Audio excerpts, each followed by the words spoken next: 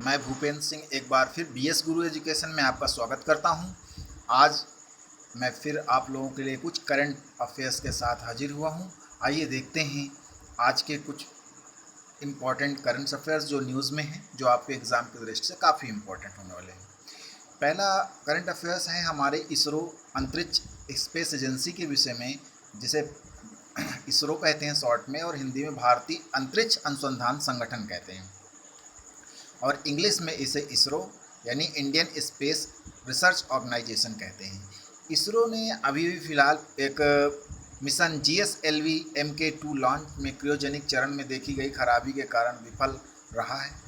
इसरो ने इस बात की पुष्टि की है कि GSLV Mk2 लॉन्च में क्रियोजेनिक चरण में देखी गई खराबी के कारण विफल रहा। रिपोर्ट में कहा गया कि 2017 के बाद से किसी भारतीय अंतरिक्ष प्रेक्षण में यह पहली विफलता है।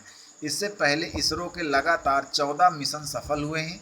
फरवरी में ब्राज़ील के भू अवलोकन उपग्रह अमेजोनिया 1 और 18 अन्य छोटे उपग्रहों को प्रेक्षण के बाद 2021 में इसरो का यह दूसरा प्रेक्षण था।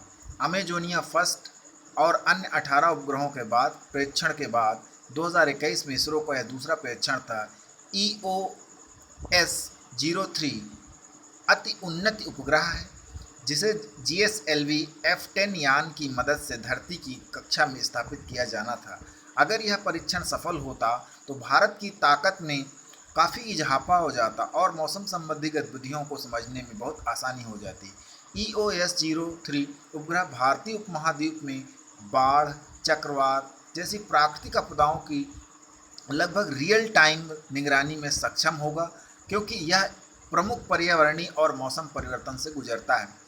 जैसा कि अभी आप लोगों ने को बताया गया कि EOS-03 उपग्रह लॉन्च होना था, उसके क्रायोजेनिक इंजन में कुछ खराबी आने की वजह से यह मिशन कुछ हद तक हॉल्ट हो गया है और इसमें सफलता पूरी तरह से इसरो को नहीं मिल पाई है।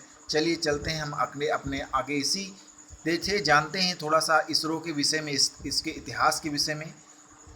इसरो का full form Indian Space Research Organisation है। ये हमारी एक अंतरिक्ष एजेंसी है। भारतीय अंतरिक्ष कार्यक्रम साराभाई की संकल्पना है, यानी डॉक्टर विक्रम साराभाई भारतीय अंतरिक्ष कार्यक्रम के जनक कहे जाते हैं, या इनको कहा गया है। और आपको साथ साथ ये बात बताना चलता हूँ कि आज 12 अगस्त डॉक्टर विक्रम साराभाई का जन्म दिवस है, जिन्होंने जिनको भारतीय अंतरिक्ष कार्यक्रम का जनक भी माना जाता है। वे वैज्ञानिक कल्पना एवं राष्ट्र नायक के रूप में जाने गए हैं और 1957 में स्पुतनिक के प्रेक्षण के बाद उन्होंने कृत्रिम उपग्रहों की उपयोगिता को भांपा।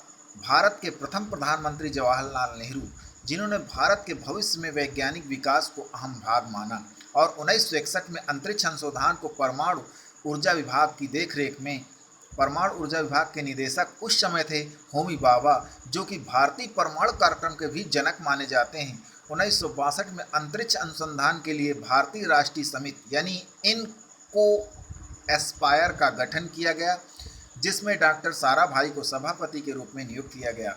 और मैं आपको साथ साथ ही बता देना चाहता हूं कि ये इनको एस्पायर ही आगे चलकर इसरो का रूप लिया, और जो आज इस समय हमारे पास भारतीय अंतरिक्ष अनुसंधान केंद्र के रूप में जाना जाता है।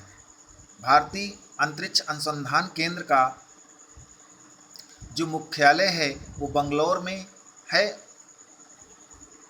देखते हैं आगे अगली न्यूज़ की तरफ चलते हैं।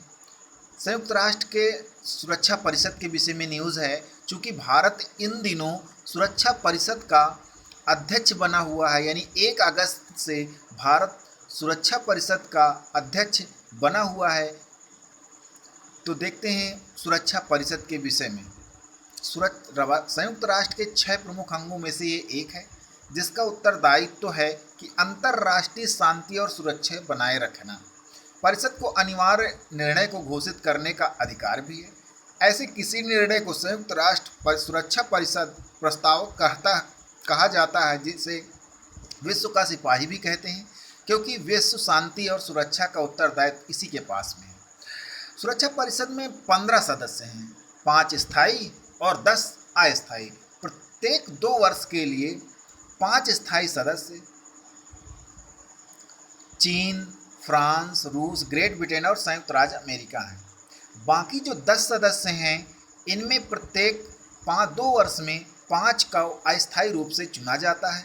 इन 5 देशों को कार्यविधि कार्यालय में तो नहीं पर विधिवत मामलों में प्रतिनिधित्व शक्ति है। बाकी जो हमारे चीन, फ्रांस, रूस, ग्रेट ब्रिटेन और संयुक्त राज्य अमेरिका है, इन्हें P5 के नाम से जाना जाता है और इन्हें वीटो शक्ति प्राप्त है। यदि ये किसी भी एक मेंबर को किसी कार्य पर आपत्ति हो तो वो वीटो लेकर के उस कार्य को निषेध कर सकता है, उस कार्य को रोक सकता है। बाकी के 10 सदस्य क्षेत्रीय आधार के अनुसार 2 साल की अवधि के लिए सामान्य सभा यानी जनरल असेंबली द्वारा चुने जाते हैं। सुरक्षा परिषद का अध्यक्ष हर महीने वर्णमाला अनुसार बदलता है। संयुक्त राष्ट्र संघ के 6 अंग होते हैं।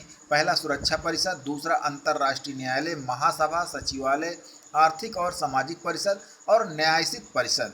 इस तरह से हमने देखा कि यूएनओ के सुरक्षा परिषद के विषय में। सुरक्षा परिषद में भारत की स्थिति इस समय 2021 और 22 के लिए भारत सुरक्षा परिषद का अस्थायी सदस्य बना हुआ है। चूँकि जैसे कि मैंने अभी आपको बताया है कि समय समय पर संयुक्त राष्ट्र सुरक्षा परिषद की अस्थायी सदस्यता में परिवर्तन होता है। हाल ही में भारत 8वीं बार सुरक्षा परिषद का अस्थायी सदस्य यानी नॉन परमानेंट मेंबर बन चुका है और भारत वर्ष 2021 और 22 के बीच सुरक्षा परिषद के अस्थायी सदस्य के तौर पर अपनी उपस्थिति दर्ज करा रहा है।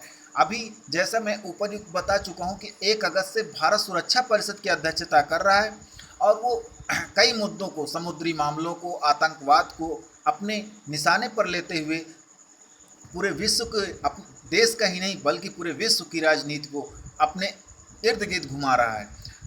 ये न्यूज़ हमारे लिए बहुत ही इम्पोर्टेंट है, हमारे आने वाले एग्ज़ाम्स की दृष्टि से काफ़ी इम्पोर्टेंस रखती है। Thank you for watching this video. Thank you friends.